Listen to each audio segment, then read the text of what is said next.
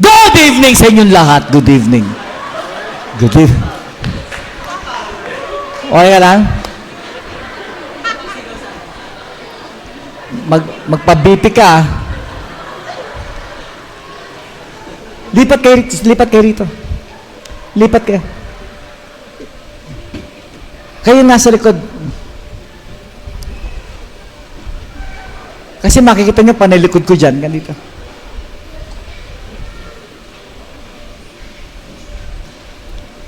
Yan.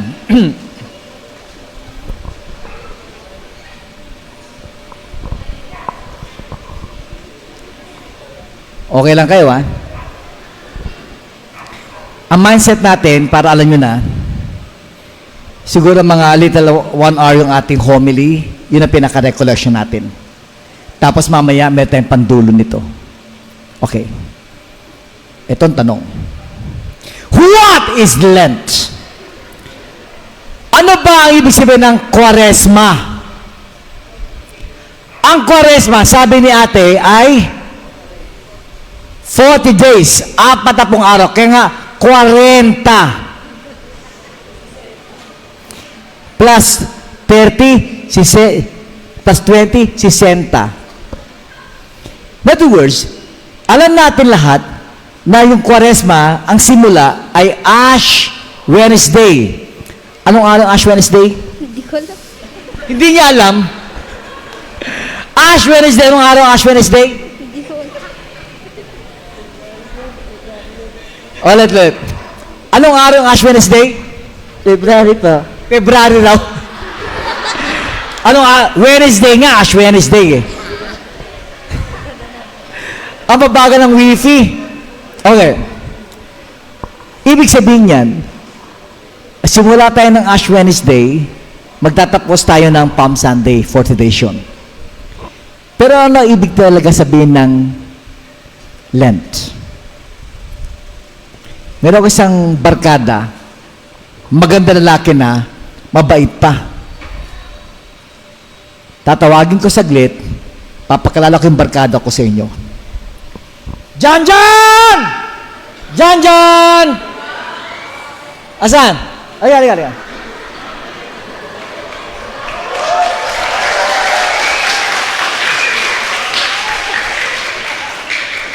Para makita niyo kung gaano kagwapo tong si Janjan. Janjan! Please remove your face. Aray ko. Face mask pala. Oh, face. Para ka lang yung face. Oh. Wow, yes. Okay. Janjan, yung kapitbahay natin dyan, ang pangalan ni Alim Balbakwa. Punta ka nga sa kanya kasi pinapahiling na sa akin yung kaldero niya. Maliwanag? Opo, maliwanag. Lakasan mo. Opo, maliwanag po. Okay. Kumusta love life mo? Study first. Isa doon? Study first. Study first? Pag sabing study first, ang tawag doon, NTFL. NTFL. No time for love. Yee! Charot. Meron, father, na friend zone. Ano na? Meron po, na friend zone lang. Charot. Punta ka na kay Alam Balbakwa, yung pinapahiram niya, kunin mo na. Good. Kinikilig ka. Siguro ito, ang pangalan mo? Annalyn po. Si Annalyn kasi MRT. Ano yung MRT? Marites. Okay. Para magandang pakinggan, MRT. Yan. O, tama. Thank you, John. Pwede ka na maupo.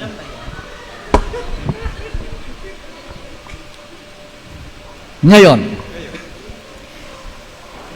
itong kaldero, galing kay Alim Balbakwa. Pinahiram sa akin. Ginamit ko siya, nanay, na 1 buwan. Okay? At ibabalik ko kay Alim Balbakwa itong pinahiram niya sa akin. Maliwanag, Nay?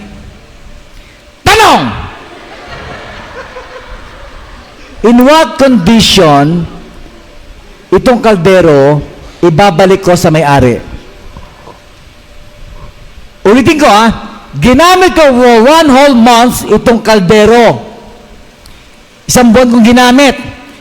Bago ko ibalik sa may-ari, tanong, in what condition itong kaldero ibabalik ko sa may-ari? Ha? May laman. Ang nagsabi may laman, mukhang may ayuda. May laman, ano pa? Malinis, ano pa? Ano? Makintab. Malinis nga, kaya nga makintab eh. Ano pa? Buo, maayos. Okay? O, mas madaling intindihin. Ibabalik ko itong kaldero sa may-ari. After 1 month kung gagamitin, kailangan malinis, maayos, at may laman. Yes or no? Yes. I don't hear yes or no? Yes.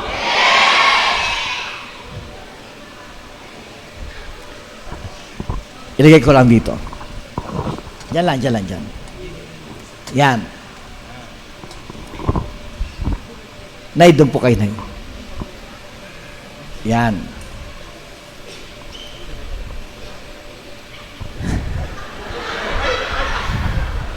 Para makita ko kayo. Pag may laway na tumalsik, holy water yun Nag-stand of the cross ka. Ang lagkit naman ng laway na yan. So dapat, yung kaldero, pinahiram sa akin. Ibabalik ko sa kanya, malinis, maayos, may laman. Yes or no? Yes. Therefore, kung pinahiram sa akin, hindi ko pag-aari ito. Pinahiram lang sa akin eh.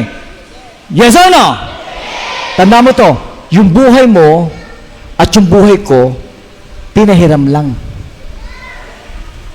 And you call that Lent.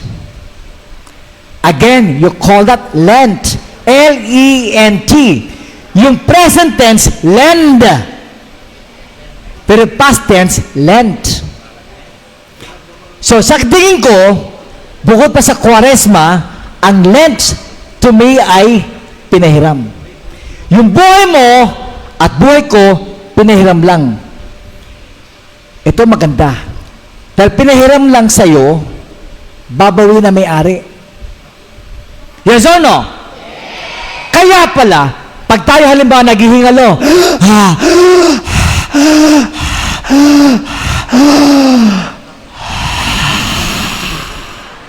ang tawag sa Tagalog, binawian ng buhay. Binawian ng buhay. Ask me why? Ask me why? Pinahiram lang eh. Binabawi lang ng may-ari. Don't forget, mga kabataan, iba yung lent sa given. Iba yung pinahiram sa ibinigay. Because pag binigay sa'yo, ibig sabihin ikaw may-ari. At pagka may-ari, you can do anything you want. You can do anything you want. Mga bata, kahit pa meron kang depression, wala kang karapatang magpakamatay. Again, wala kang karapatang magpakamatay. Ask me why? Pinahiram lang eh. Kaya nga suicide is never accepted sa atin. Kasi, lent. Not given. On the other hand, para mas maliwanag, yung buhay mo at buhay ko ay hindi borrowed. Not borrowed. Ask me why? Nung dumating tayo sa buhay na ito, sa mundong ito, wala naman tayong kamuang-muang eh. Hindi na kayo, Lord, sabihin may muang ka na noon. Ikaw manghihiram eh. Hindi. Dumating tong buhay na ito, wala tayong kamuang-muang. Kaya pinahiram lang. At binabawi lang ng Diyos. Yes or no? Bro, biro lang to bro ha. Kung sira ulo ako, sira ulo ka rin. Di ba no? Okay. Bro, tayo nga, tayo. Pangalan mo bro? Ed. Tingnan si Ed. Sasabihan ko lang, Brother Ed, tandaan nyo ha, yung buhok mo, pinahiram lang. Binawi lang agad. Yeah! Yes or no? Oh, tamo? Binawi lang agad, Brother Ed. Sinautan mo naman, di ba? Okay. Palapakan natin muli. Yeah. Tamo, artistahin agad. Okay. So, very clear na ang length pala ay pinahiram lang. Not given. At kung pinahiram lang, number one, kailangan malinis. Kailangan malinis. Kaya pag panahon ng Kwaresma, usong-uso ang kumpisalan. Kasi kailangan maglinis. Suggestion lang. Habang dito si Monsi, Father Ray, suggestion lang. Suggestion lang, pwede ba mag-suggest? Don't call it kumpisalang bayan. I suggest, pista ng kapatawaran. Piyesta ng kapatawaran. At maganda nito, halimbawa, di piyesta ng kapatawaran, may mga paring inimbita si Father Ray. Tapos, may isang penitent. Halimbawa, nanay, nay. Nanay, tay. Aliga. Ilan taon na kayo? 68. 68. Akala ko 60 ka lang. I'm just being polite. Ayoko kitang tawagin nanay, gusto ko ate kasi 65 na ako eh. Opo. Okay, halimbawa, si ate, galing sa kumpisalan, bawat doon galing, sasalubungin ng dalawang MBG. Babae, lalaki. Kung nagkumpisal ay babae, sasalubong babae rin. Dalawa, yung MBG halimbawa, dadalhin sa harapan, may mga kneelers dito, pipray over ng dalawang MBG si ate. At habang pinipray over, halimbawa, imagine niyo yung kamay ng dalawa nakapatong sa balikat. At pinaparinig yung panalangin nila. Lord, maraming salamat. Ang pangalan niyo, ate? Medina. Akala ko, ang pangalan ng Medi. Apelido, Prensya. Ang babaga ng wifi nyo? Okay. Si ate Medina. Okay. Lord, tinatas mo namin si Sister Medi. Maraming salamat, Lord. Pinipray over. Pinaparinig. Pagkaraan nun, tatayo si ate Medi. Tapos siya yakapin ng dalawa. Welcome back, sister. Tapos nun, after welcome back, dadalhin si ate Medi dyan sa harapan. At meron table dyan, merienda. Ask me why! Fiesta nga eh. Para yung rejoicing ng ang saya ng tono ng paligid, ang mga tao bumabalik loob sa Diyos. Suggestion lang. Piyesta ng kapatawaran. Renz, piyesta ng kapatawaran. So in other words, yung paglilinis. Kaya nga pagkapanahon ng Kwaresma, number one, para kami trauma na agad Number one, hingi tayong tawad sa Diyos. Example.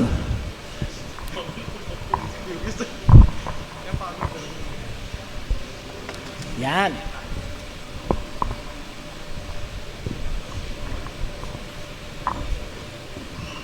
Isa pa.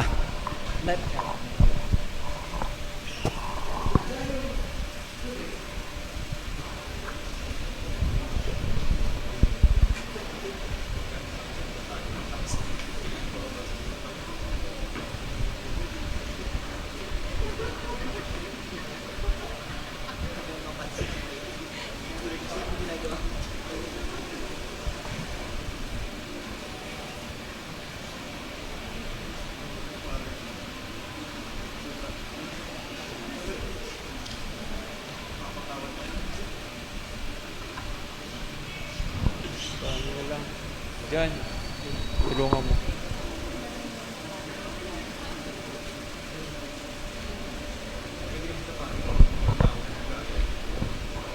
Brother, tulungan mo na.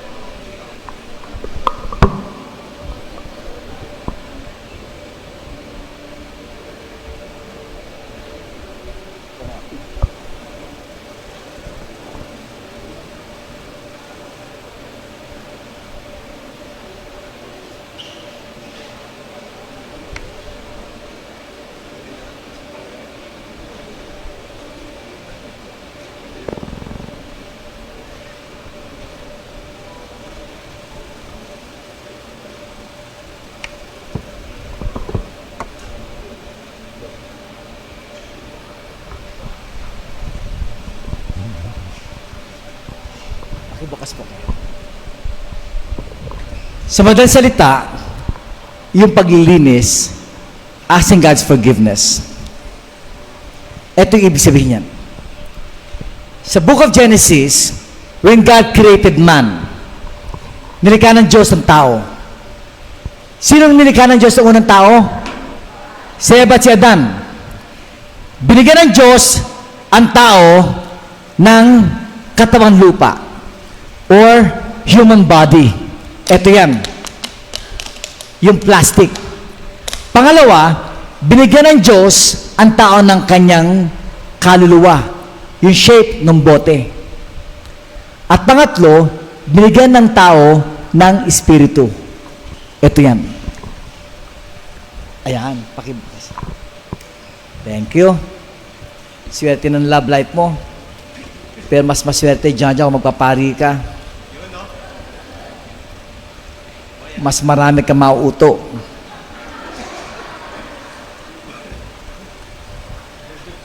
Yan. So, ang tao may body, soul, and spirit.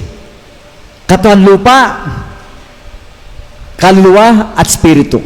Tandaan nyo, pag sinabing human body, human, galing sa katagang Latin, humus. H-U-M-U-S. Humus. Paki-pronounce nga. Spell nga. Ibig sabihin yan, soil. Sa Tagalog, lupa. Kaya katawang lupa. Kaya nga, pag may edad na, amoy lupa.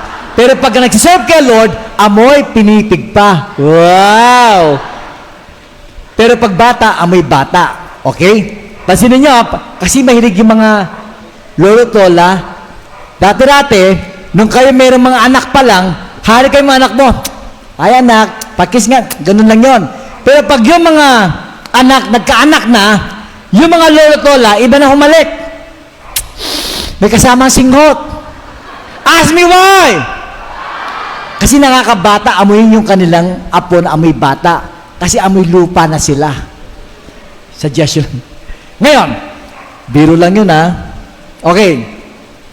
Ito ngayon yung si Eva at si Adan. Ang pagkakasabi po ni San Pablo sa mga taga-Efeso, before the world began, bago magsimula ang mundo, God intended man to be holy and blameless. Talagang plano ng Diyos, maging banal at walang bahid dungis. Before the world began, sabi ni St. Paul, chapter 1, Ephesians, before the world began, God intended man, talagang design niya, to be holy and blameless. Banal at walang bahid dungis. Yun ang ginawa kay Eva at kay Adan. They were not perfect, but they were very good in the eyes of God.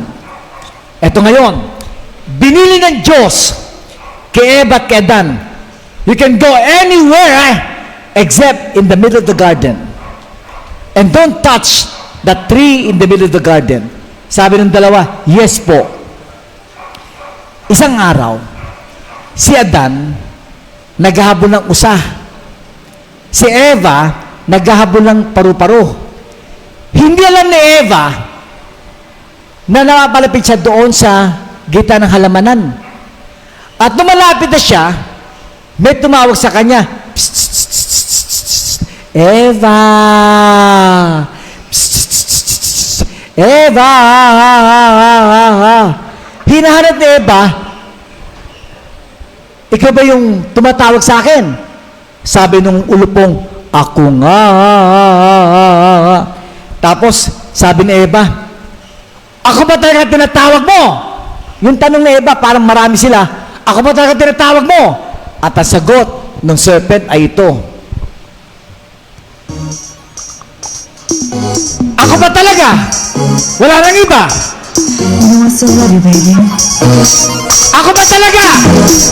And you're ready to tell me.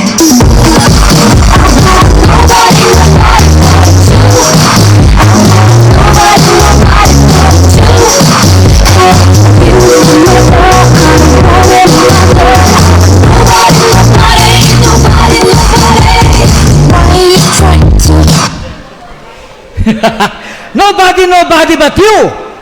At sabi ngayon nung Eva, bakit mo tinatawag? Sabi ng ulupong, "Kainin mo ito, maging parang Diyos ka." Anlasin mo kainin mo ito, maging parang Diyos ka. In English, take this and you'll be like gods. Analasin mo, take this and you'll be like gods. Kainin mo ito, maging parang Diyos ka. Ibig sabihin, pag tinanggap ni Eva yung alok ng serpent, hindi siya kontento sa kanya pagiging human. Gusto niya na mas malaki pa. Diyan simula ng kasapangan. At bawat kasapangan, ang pinaka-ugat ng kasalanan. Udin ko, lahat ng kasapangan ay ugat ng kasalanan. Imagine, lasin mo you'll be like God. Kung tatanggapin ni Eva yun, hindi siya satisfied being human. O di kinuha nga ni Eva. Don't forget, in English translation, you will be like gods. Ang totoong Diyos-Diyosan, hindi yung kinikwento ng mga born again. Yan daw ating Diyos-Diyosan, yan daw. Yung hindi yan ang Diyos-Diyosan. Ang tunay na Diyos-Diyosan, yung sarili mo. Out of selfishness, ikaw lagi ang tama, ikaw lagi, at siya lagi mali. Yun ang selfishness. Walang gusto kundi sarili niya lang. Kaya nga, yung ating ebanghelyo, love God with all your heart and love your neighbor as you love yourself. Yon ang tinutukoy na original na utos ng Diyos. Samantala si Eva at si Adan, ang gusto niya bang maging Diyos pa. So nangyari, eto si Eva. By the way, don't forget, ang tinukso ng Diyos, ng Diablo, si Eva. Hindi tinukso yung dalawa. Hindi si Eva at si Adan tinukso. Individual tinukso si Eva. Kaya lahat ng tukso nangyayari kapag mag-isa ka lang. Lahat ng depression nangyayari pag mag-isa lang. Yes or no? Pero pag mayroong connection sa mga magulang, walang depression. Pero si Eva, mag-isa lang. Tinukso ng Diablo. At dahil doon, tinanggap ni Eva yung alok ng Diablo. At ito nangyari. Yan. Pakibuksan nga. Yan.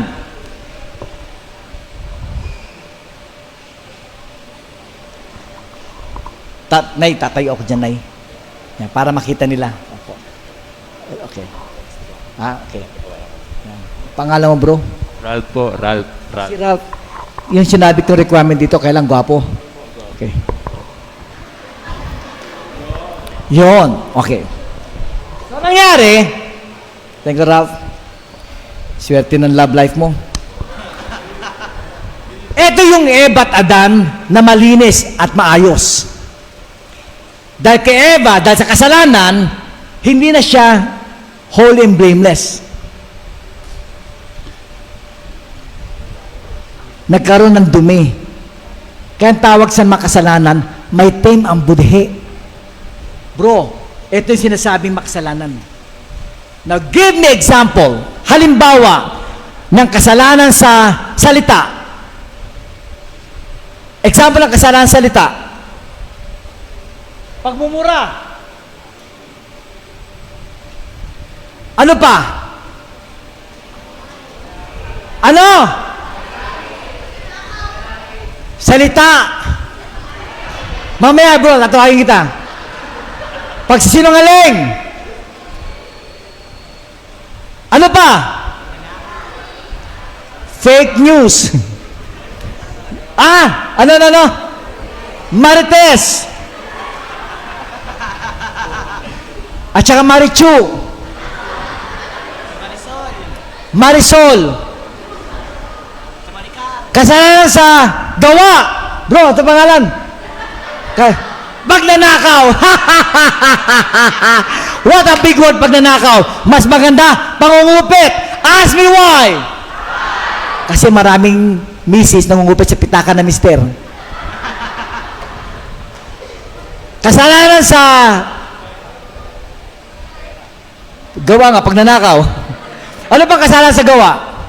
Pangungopya. Yan. Pagpatay. Pakikapid.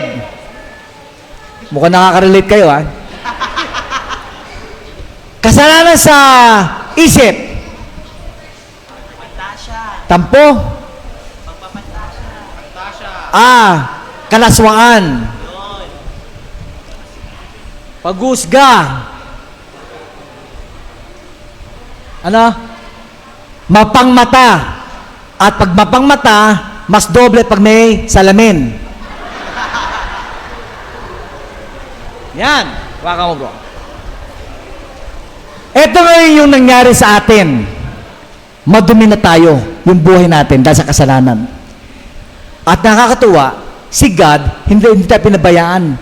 Ginawa niya after many years of waiting, many years nang sinasabi sa Old Testament, there will be a woman who will cast the head of the serpent. Sabi doon sa book of Genesis. Dumating si Mama Mary. Dumating at that time sa kanya si Angel Gabriel. At that time, tingnan nyo si Mama Mary, jowa niya si Saint Joseph. Jowa niya. Sila mag-boyfriend, girlfriend, magjowa. Eto ngayon, lumapit yung Angel Gabriel, sabi sa kanya, Mary, you'll be the mother of the Most High. How can this be? For I do not know a man. Ibig sabihin, wala siyang kasiping na lalaki. Sabi ng Angel Gabriel, there'll be a spirit who will be with you. Siya yung magbibigay sa'yo. So sabi ni Mama Mary towards the end, behold, the hand of the Lord be done to me according to your word. And because of that, si Jesus in her womb. Ito maganda. My dear family, yung annunciation is not a joyful mystery. Yes or no? Yes or no? But don't forget, ang annunciation para sa akin is not 100% joyful. Ask me why? Paano sasabihin ni Mama Mary kay St. Joseph na buntis siya?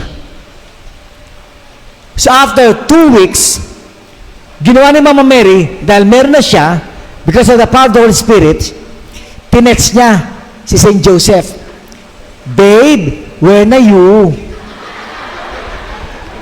Tapos sabi ni St. Joseph, babe, dito ako sa bahay. Babe, punta ka rito, may sasabihin ako sa iyo. St. Joseph, thinking na baka yung sasabihin sa kanya kung kailan sila magpapakasal na. Babe, talaga may sabihin ka sa akin, oh babe, punta ka na rito para madali ka, mag-grab ka na para mabilis. O angkas, sige, mabilis yan. So si St. Joseph, agad-agad dumating doon sa bahay ni Mama Mary. Katok, babe, dito na ni. Binuksan ni Mama Mary, babe, good, halika, pasok ka. St. Joseph, excited na. I'm so excited. Babe, sabi ni Mama Mary, may sasabihin ako sa'yo. Ano? Huwag ka mabibigla, ha? Oh, promise, sabi ni St. Joseph. Ang sabi mo sa akin, babe, buntis ako. Ha? Buntis ka? Bakit mo ginawa sa akin yan? Sinong lalaki yan? Babe, sa Holy Spirit. Ha? Sira ulo ka na. Imagine nyo, hindi madali. Kasi Joseph, separated from her, quietly. Hindi niya pinagkalat na si Mama Mary ay may ibang lalaki. Ask me why? Naalala niyo sa babae nangangalo niya? Binalong kanyang asawa sa plaza, gustong batuhin. Pwedeng gawin ni St. Joseph yon. Pero St. Joseph, out of love para kay Mama Mary, quietly, nagpakita ngayon si Angel Gabriel. Joseph, do not be afraid to take Mary as your wife. Yun ang nangyari. And because of that, si Jesus, na sinapupunan ni Mama Mary, after saying, behold the handmaid of the Lord, ito nangyari. Ma'am, naipakilagay nga yan.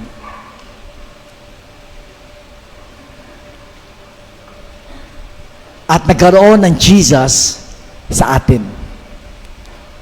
Tandaan nyo every time sumisimba ka, eto ka na madumi, may timang budhe. Every time kumakanta kayo, hindi nyo lang alam, ito yung sarili mong madumi. Naglalagay ka ng Jesus sa buhay mo. Every time kayo mga bata nag-serve bilang altar boys, every time kayo sumisimba at nag-aali ng paglilingkod sa Diyos, MBG, like the commentator, lay ministers, every time tumutulong kayo, halimbawa, sa dati na Kwaresma, sa mahal na araw, tingnan nyo nangyayari sa'yo. Every time kayo mga bata, gumagala sa mga magulang, every time na kayo ay nagsasakripisyo para sa Diyos, you go back to the original design, holy and blameless.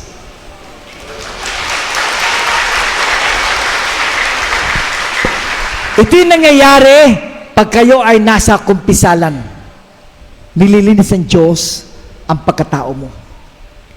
Kaya nga, every time may confession, go for it. Lumilinis ka.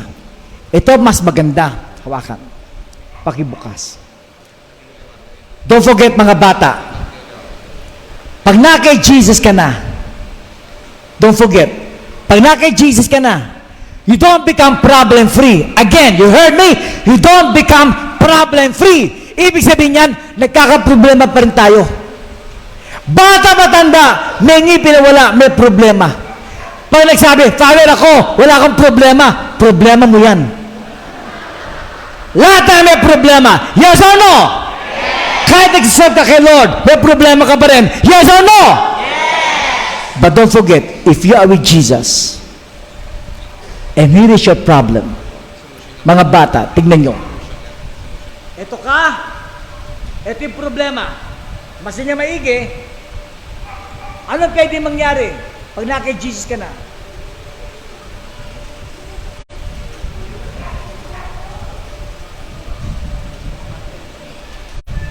Hindi ka maapekto ng problema. Ask me why. Because the Lord is with you. Amen. Purihin ng Panginoon.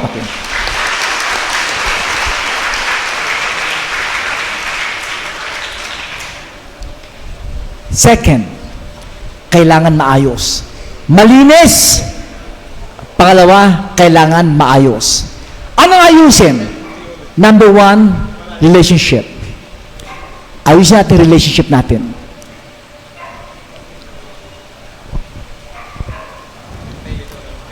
Do you believe that health is wealth?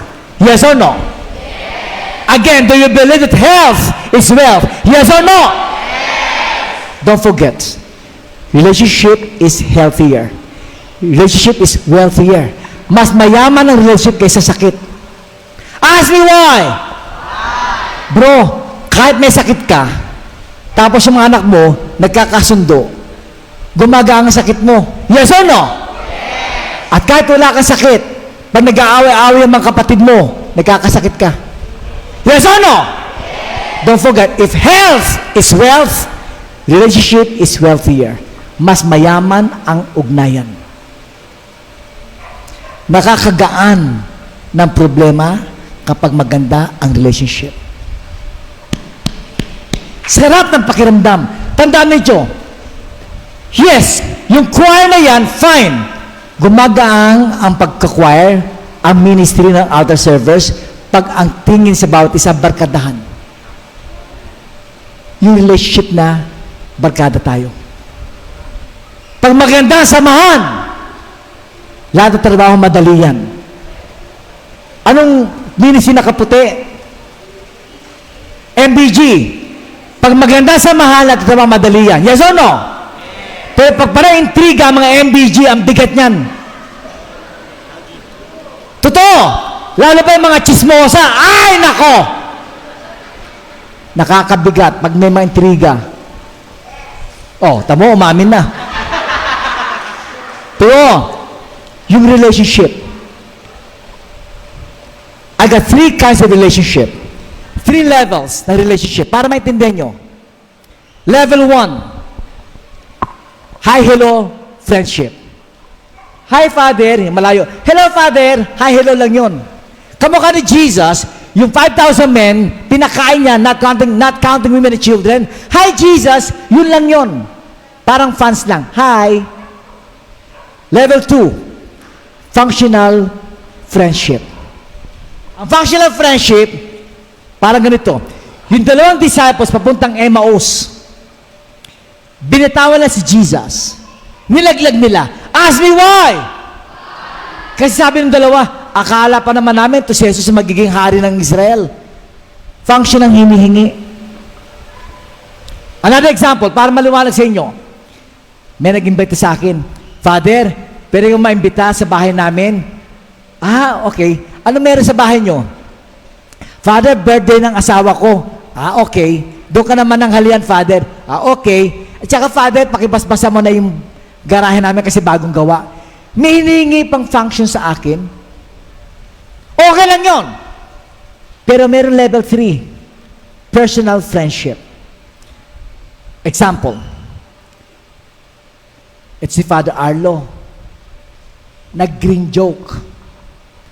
Tapos sabihin, si Father, pari pa naman, nag-green joke. Yung nag-comment na yon, functional sa akin yon. Functional ako sa kanya. Pero pag kami magkabarkada, maintindihan niya nag-green joke si Arlo. The same thing. Kayo mga bata, pag may mga anak kayo, huwag ka rin lumayo. Pag may mga anak ka maliliit, Mama, pahingin ito. Papa, pahingin ng ganito. Papa, ang hiningi sa'yo ng mga anak mo, function. Isa pa, huwag ka lang lumayo. Yung mag-asawa, ang tawag sa isa, Papa, Mama, Daddy, Mommy, excuse me. These are not terms of endearment. They're terms of function. Imagine, matanda ka na, yung mga anak mo matataas, malalaki na, ang tawag mo pala sa Papa, Mama, excuse me. Yung term ng Papa at Mama, term ng function. Ibalik mo ulit sa dati, Babe, Honey, I'm ready. Ibalik mo ulit. Isa pa, mga bata, tandaan nyo to nung maliit pa kayo, Papa, hingi akong ganito, Mama, punta ako ron. Ang hingi ng mga bata lagi, function. Yes or no?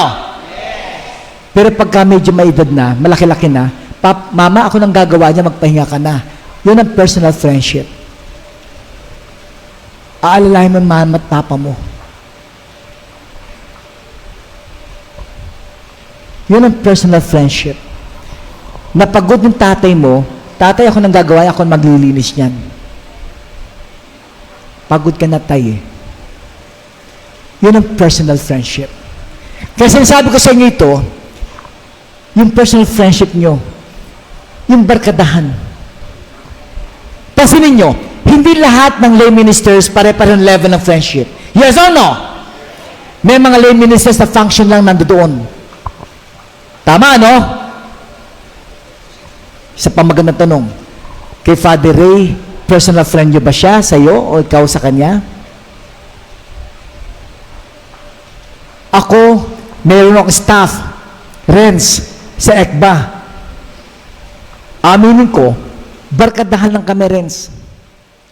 Kahit 9 o'clock, 10 o'clock ng gabi, pwede akong tumawag kasi barkada kami. Hindi kami function na kailang 5 o'clock tapos na. Hindi. Mararamdaman yung malasakit kapag merong personal friendship. Ang functional, hanggat may pakinabang ka. Kung wala ka ng pakinabang, iiwanan ka, bro. Kamukha ang ginawa ni St. Peter, iniwanan si Jesus habang nagkakarga ng cross kasi wala na siyang pakinabang kaya dininay niya 3 times. And towards the end, after resurrection of Jesus, sabi ni Jesus kay Peter, Peter, do you love me? 3 times. I want to be your personal friend. Sino ba leader ng altar servers? Sino ang head nyo? Head ng altar servers.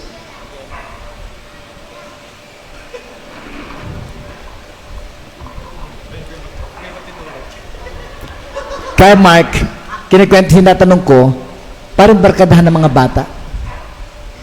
Mas maganda mag-work kay Lord pag maganda ang samahan. Yes or no? At higit sa lahat, don't forget your relationship with the Lord. Again, your relationship with the Lord, ayusin nyo. Ask me why. May iba sa atin, ang relationship kay Lord, functional. Lalapit lamang simbahan pag, Lord, please, yung anak ko may sakit, Lord. Lumalapit lang pag may kailangan. Tingnan nyo to. Kung ikaw yung nanay ko, lalapit ako lagi, Nay, pingin ito, Nay. You feel good, right? Yes or no? Lalapit ako sa'yo kasi nanay kita eh. Yes or no? Pag hingi ako sa'yo, nanay kita, hingang kita. You feel good, yes or no? But you feel better pag anak mo, lalapit sa'yo kahit wala siyang hinihingi. Lalo pa pag maglalambing, Mami, ang ganda mo, Mami. Amoy pinipig ka pa, Mami. Mami, gusto mo magpatina ka? Meron mas mura, Mami, na tina. 5 piso, Jobos, tapos. Pag maglalambing kang ganon, hindi pa hinihingi, binibigyan na sa'yo. Ask me why? Kasi naglalambing ka eh. Kasi sabi ko lang, lalapit ka ba kay Jesus dahil functional siya?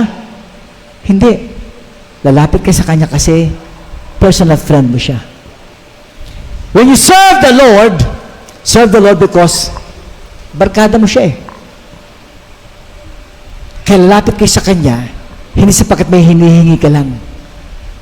Lalapit kayo sa kanya para maglambing. Kaya pala, si Jesus, nung siya ay nagsabi, ganito kayo magdasal. Tingnan nyo maglalambing muna bago humingi. Maglalambing muna bago humingi. Kita niyo yung pattern ng prayer. Our Father in heaven, hallowed be thy name. Thy kingdom come. Thy will be done on earth as it is in heaven. Sabay cambio, give us this day our daily bread. Common sense. Please, my dear family, huwag kang lalapit lang kay Jesus pag may kailangan ka lang. And please, take note, don't forget this one. Pag kayo nagsiserve sa Kanya, mas malakas ang prayers mo. Ulitin ko, when you serve the Lord, mas malakas ang prayers mo. Ask me why. Sabi ni Jesus, if you remain in me and my words remain in you, ask anything.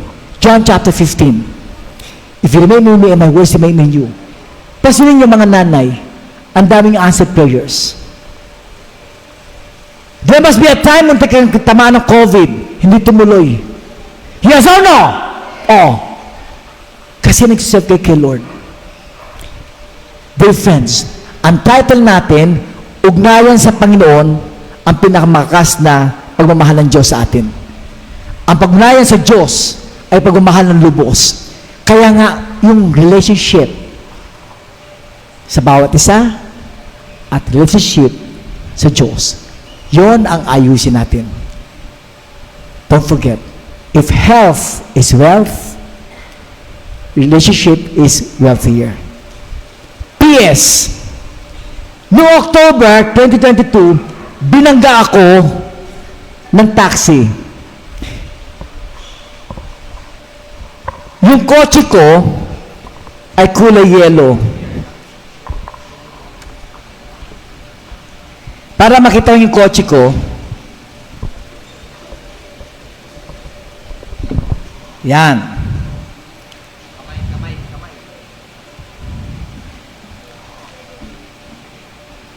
Wala pa. Sige, later na lang. Walay. Tsaka na lang. Anyway, in short, binangga ako. Imagine, pangalan, Annalyn? Okay, imagine mo, ako binangga, tapos sabihin ako pa may kasalanan. Na-turn off ako sa driver. Sir, kasalanan nyo eh. Bakit?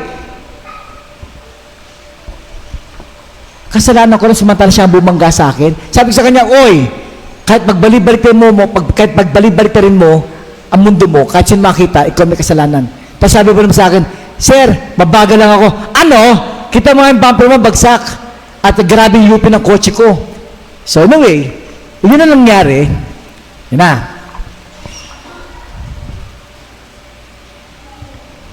Eh yung kotse ko. 31 years old na.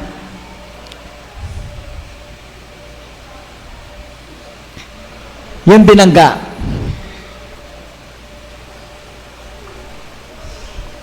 Ito maganda. Siyempre sa manloob ko, pinatawad ko na eh. Kasi, love your neighbor, you love yourself. Pinatawad ko na eh. Yung driver Mark, tsaka pala siya humingi ng sorry. Hindi siya humingi ng sorry. Ako mo nagpatawad at tsaka pala siya humingi ng sorry. Sorry, sir. Di samahan pa rin loob ko. On my way back sa Catholic trade, habang nidrive ako, sabi ko, Lord, maraming salamat, binangga ako. Okay na ako. Feel good na ako. Maniwala kasi hindi. John, pagkatapos ng araw na yon, kinabukasan, somebody sent me 20,000 pesos sa aking GCash. Saan ka pa? Answer prayers agad. Tapos may nagpahiram pa sa akin ng Fortuner, yung dala ko ngayon, Renz. 6 months yung ginagamit, Renz. Saan ka pa? Ask me why. Relationship with the Lord. With this Mass, ayahin ko kayo mamaya, lalapit kayo, para yung relationship sa Panginoon ay lalong lumalim. At tandaan nyo, kailangan malinis at maayos. At mamaya, yung laman. With that, tandaan ninyo, Lent ay pinahiram. John! Pakibalik na kay Aling Balbakwa. Palapakan si John. Now, we all stand. Hingi natin kay Lord ating pangangailangan. Please stand. Okay ka na? Curse the faithful, Angelita.